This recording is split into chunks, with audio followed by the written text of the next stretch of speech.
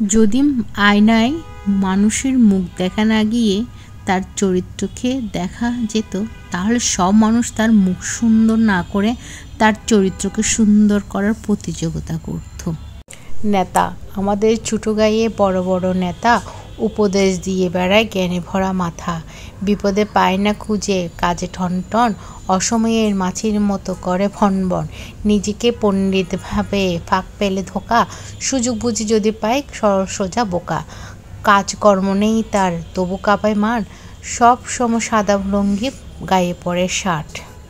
সময় আর পরিস্থিতি মানুষকে এতটাই বদলে ফেলে যেটা মানুষ কখনো কল্পনাও করতে পারে না। কার জন্য কি করেছেন তার হিসাব কেউ রাখবে না, কি করেননি সেই হিসাব ভালো করে রাখবে। দেরিতে হোক তবু নিজের পায়ে দাঁড়াও, কারণ মানুষ সবার শেষে তোমার যোগ্যতাটাই জিজ্ঞেস করবে। কথা একটাই, থাকতে মূল্য দাও, হারিয়ে গেলে নয়। কাউকে এতটা অবহেলা করো না যতটা অবহেলা পেলে কেউ মৃত্যুর যন্ত্রণা নিয়ে বাঁচে। তোমাকে পাওয়ার জন্য আমি কখনো কাঁদিনি, আমি কেঁদে বেহুশ হয়েছিলাম এই কারণে যে তোমাকে এত ভালোবাসার পরও আমাকে তুমি নির্মমভাবে ঠকিয়েছ। সুখের নাম জীবন নয়, কষ্টকে জয় করে বেঁচে থাকার নামেই জীবন। এই পৃথিবীতে বাঁচতে হলে মায়া ত্যাগ করতে হবে, নয়তো পাক্কা অভিনয় করতে হবে। খুঁত সবার মধ্যেই থাকে, কিন্তু মানুষ সবসময় সেটা অন্যের মধ্যে দেখতে পায়। ছেড়ে গেলেই দোষ, থাকতে যে মূল্য দেয় না তার কোনো দোষ নেই।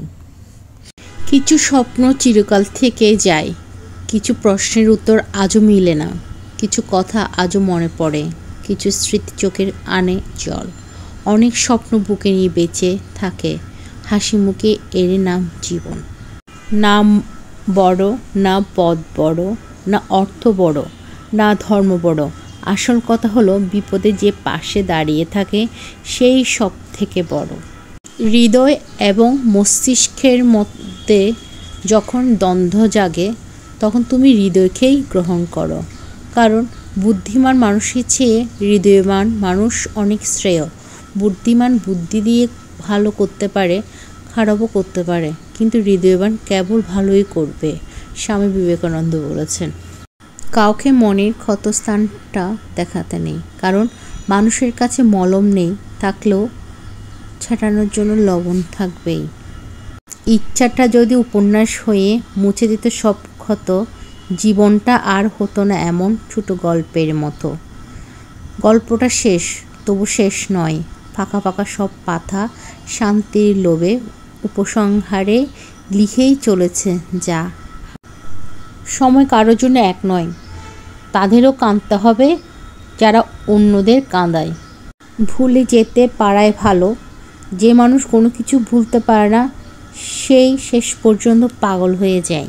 যে বদ্ধ করে আয়নার সামনে দাঁড়িয়ে কেঁদে নিজেকে নিজে সান্ত্বনা দিতে শিখেছে তাকে আর কোনোভাবে কষ্ট দেওয়া সম্ভব না।